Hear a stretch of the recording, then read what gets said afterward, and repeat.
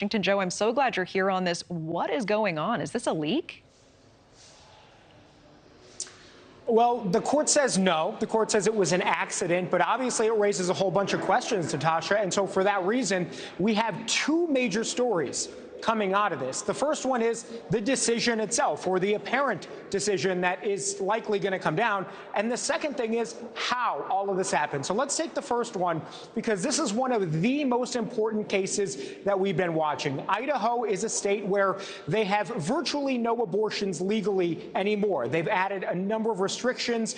And this case was about whether, if a woman has a medical emergency and walks into a hospital, whether those doctors could be prosecuted for giving her an abortion in an emergency case. And Idaho said, yes, they can be. A court order said, no, they cannot be prosecuted. The Supreme Court effectively put that court order back in place, allowing these abortions to happen in Idaho despite their restrictions. It's important to note, however, this is not one of those cases where that's going to be the law of the land everywhere. It was limited in the way that they presumably have ruled here, and the limit is this is just for the case in Idaho. It doesn't go beyond that. It could later. We'll see. But for now, that is the apparent decision, we think.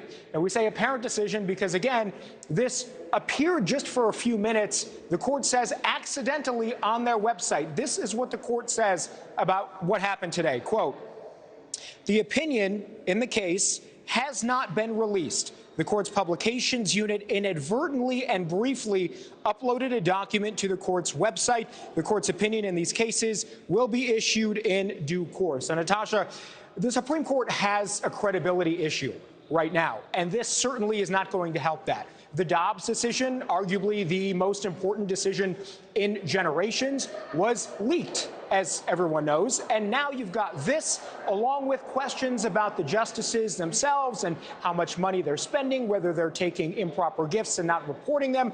All of these have raised questions about the court itself. The fact that you've got now an accidental post, according to the court anyway, is going to raise questions about whether this actually was accidental or whether it was something maybe more nefarious going on. But that is what the court says about it anyway. So it looks like we have an indication of how this case is going to play out. We just have to wait maybe tomorrow, maybe Friday, when more decisions come down, whether this one is a part of those decisions released. Okay. Joe, Khalil walking us through that. Really appreciate it. Thank you so much.